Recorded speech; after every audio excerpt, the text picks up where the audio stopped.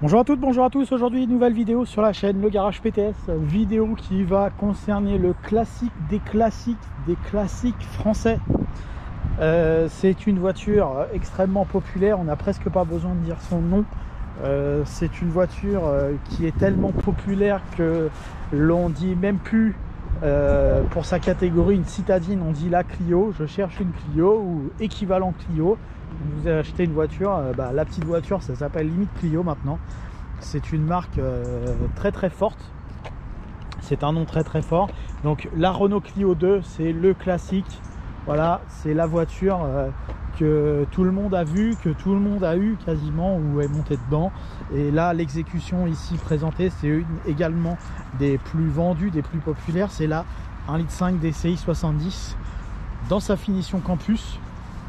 La Campus qui était sortie en 2006. La Clio Campus, donc ça fait partie, alors c'était pour une simplification de gamme, hein, ils avaient sorti ce terme Campus à l'image des Super 5 quelques années auparavant.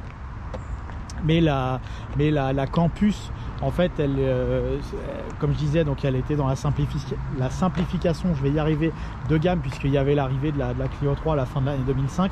Celle-ci est donc de 2006. C'était donc une voiture, on avait le choix entre la 2 et la 3 à ce moment-là. Mais la Clio 2 a une très très longue carrière, hein, démarrée en 98, je l'ai déjà expliqué plusieurs fois sur la chaîne, sur différents modèles de Clio qu'on a présenté jusqu'à maintenant.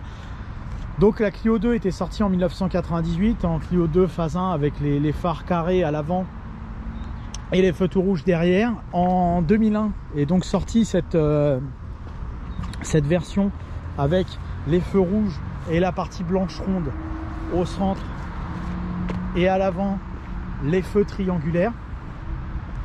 Donc ça c'est pour la Clio génération 2001. Et après, au fur et à mesure des années, des millésimes, ils ont apporté différentes évolutions jusqu'en 2012, où là il y a eu l'arrêt définitif de la Clio 2, puisqu'en 2013 finalement c'est la Clio 3 qui a pris le rôle de la Clio 2 dans les gammes, alors ils ne l'appellent pas Campus, mais on va dire équivalent à la Campus, puisque la Clio 4 à ce moment-là sortait, etc. Donc ça c'est l'histoire de la Clio, hein. Et la Clio 1, le terme technique Clio est sorti en novembre 1990 avec la Clio 1. Donc aujourd'hui ça fait 32 ans que Clio existe. Et là aujourd'hui on est sur la Clio 5, on avait également évoqué sur la chaîne il y a quelques temps déjà. Donc cette Clio 2 diesel 70 chevaux qui donc fait partie des premières Campus, a en plus des Clio standards, puisque sur la Campus on pouvait avoir ça, la peinture intégrale. Donc on a les pare-chocs, les baguettes de pare-chocs qui sont peintes, les rétroviseurs qui sont peints, donc ça apporte un petit peu de luxe avec cette voiture. La peinture métallisée, bon ça c'est pas systématique, c'est une option.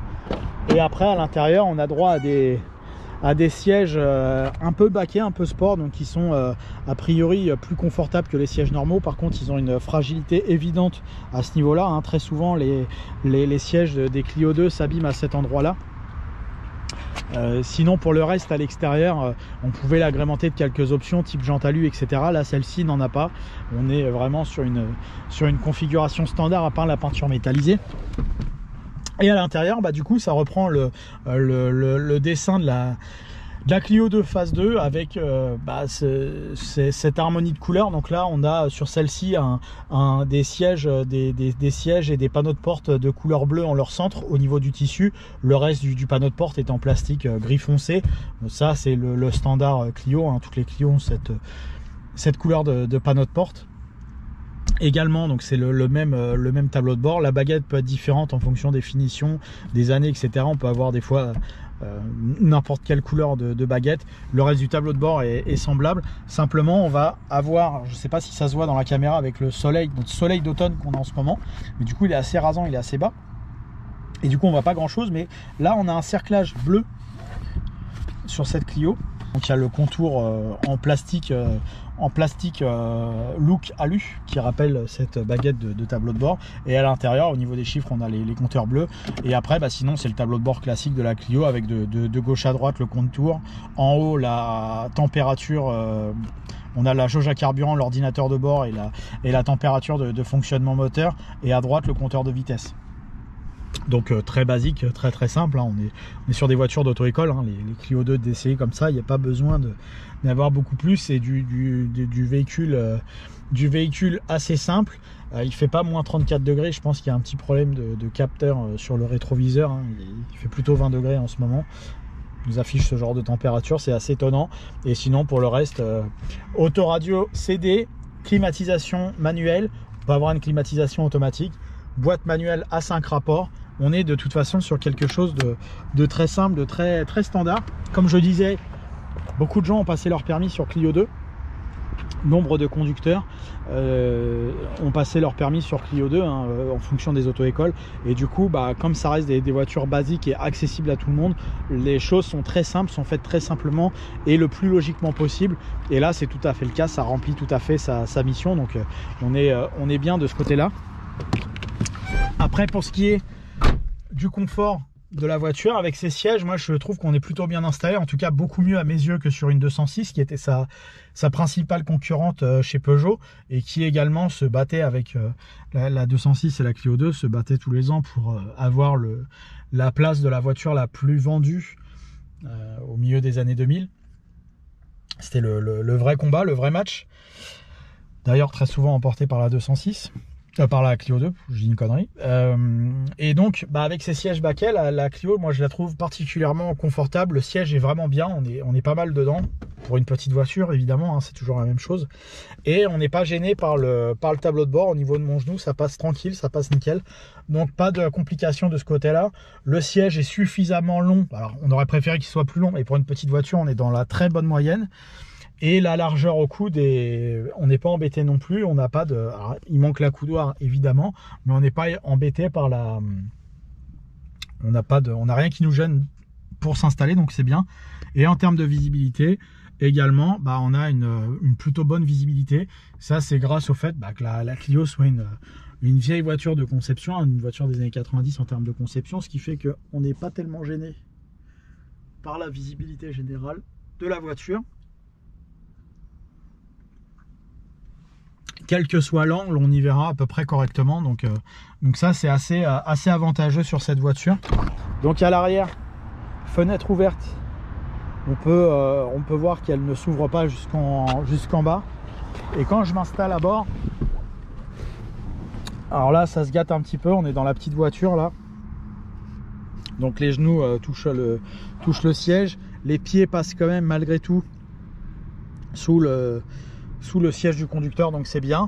Il faut pas hésiter à remonter les appuis-têtes pour être confortable à ce niveau-là, pour ne pas être embêté par quelconque gêne d'appui-tête, parce que sinon il vous rentre dans le dos, c'est plutôt désagréable. Alors c'est une 5 places, hein, 5 portes, 5 places, 3 appuis-têtes arrière, 3 ceintures. À 3 à l'arrière, ce serait très compliqué, hein. Là, moi tout seul déjà, je mange quasiment la moitié de la banquette arrière, donc évidemment si on était 3 à l'arrière, ce serait assez compliqué. On aurait très peu de place.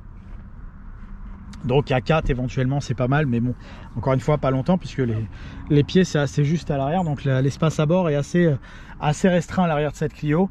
Et malgré tout, sinon comme à l'avant, on n'est pas gêné par la visibilité arrière, donc ça c'est plutôt bien. On va aller chercher l'appareil pour faire les mesures électroniques.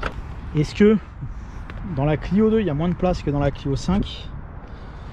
Ce sera la grande question. Il me semble que la Clio 5 c'était 50 et des bananes, là on est à 59,8. Le match va être serré, mais la Clio 5 m'a marqué par l'absence de place à bord par rapport au gabarit extérieur. Et là on est à 134 en largeur.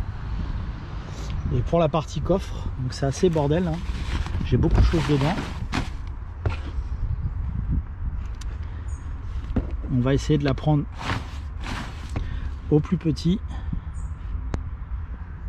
Voilà, à côté de la tête d'amortisseur. On a 98 en largeur, vraiment au plus petit, donc en étant sévère. Et en longueur, on a 56,4. Donc on a compris qu'on n'avait pas un grand espace à bord dans cette Clio. À l'avant c'est correct, à l'arrière c'est un peu juste. On est vite à l'étroit quand on est un adulte.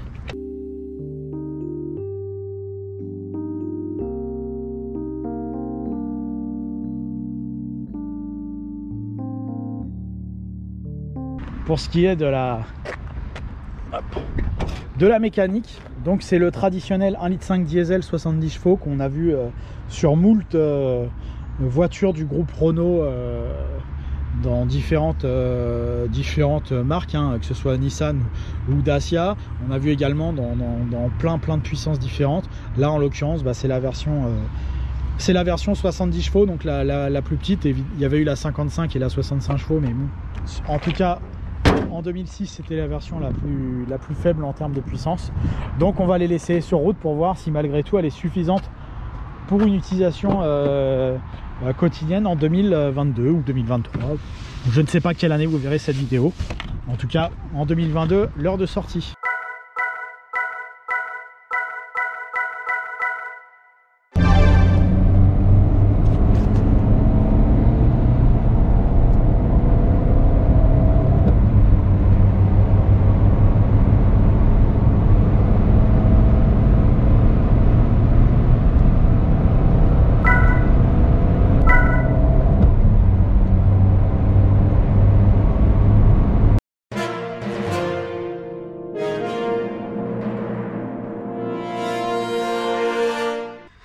Donc nous voici au volant de la Clio DCI.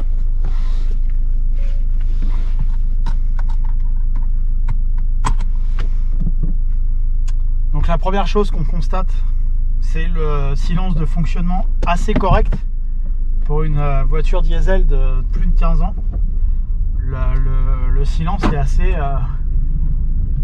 assez intéressant. Alors on entend un petit peu le moteur, mais ça pourrait être largement pire. Donc ça c'est bien. Et le confort du siège, on confirme que le siège est assez moelleux, assez intéressant. Donc pareil de ce côté là, on est bien, on est plutôt pas mal. On a un bilan qui est très correct. La voiture est assez douce. Ce serait le terme approprié, je pense.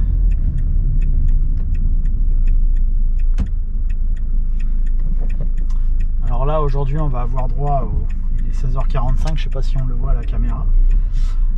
On est en Île-de-France et 16h45 en Île-de-France, c'est l'heure catastrophe pour conduire.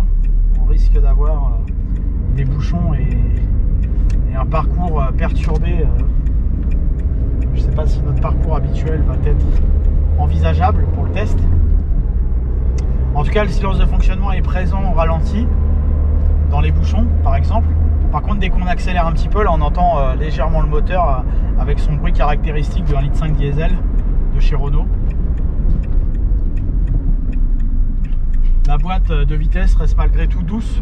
On a un environnement qui est assez neutre, assez paisible, malgré le fait que ce soit une voiture diesel. Mais on a un niveau sonore un petit peu élevé également.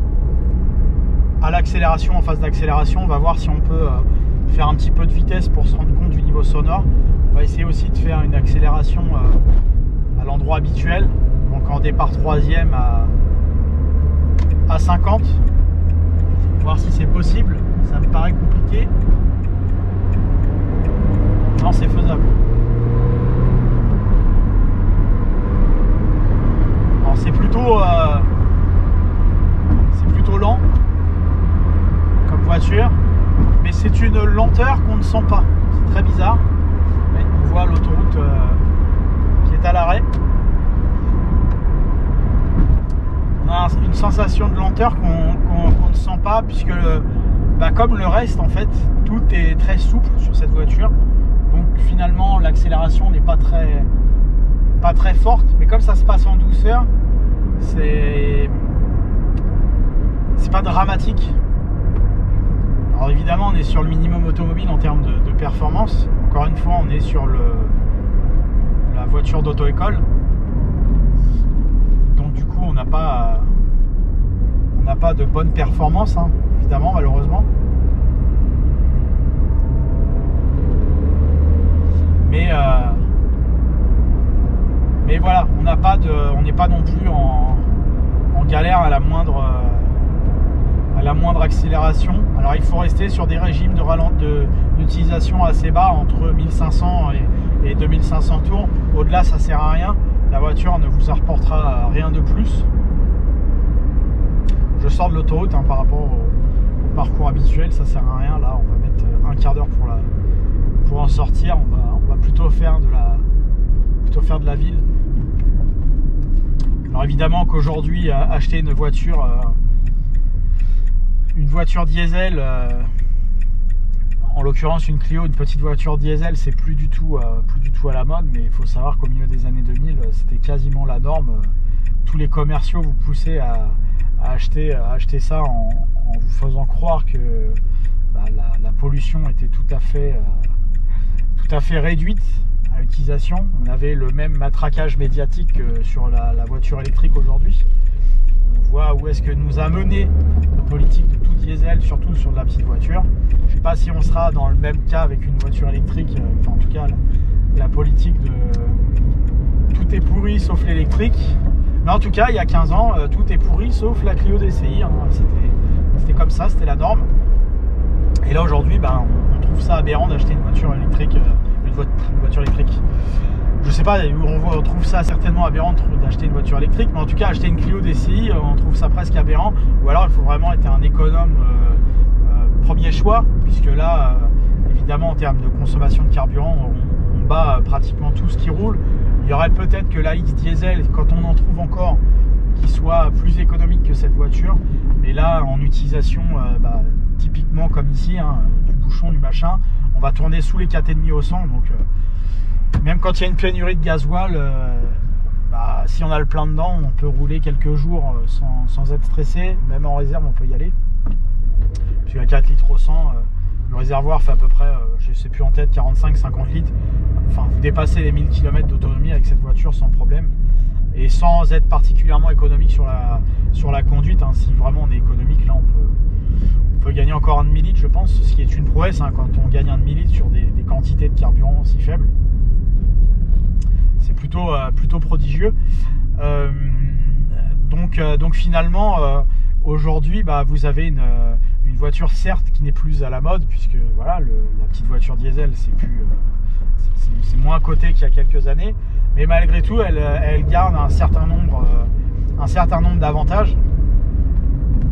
L'économie de carburant, la facilité de disponibilité des pièces, une certaine qualité de performance par rapport à une 1 litre de 8 soupape. Elle va être peut-être un peu plus performante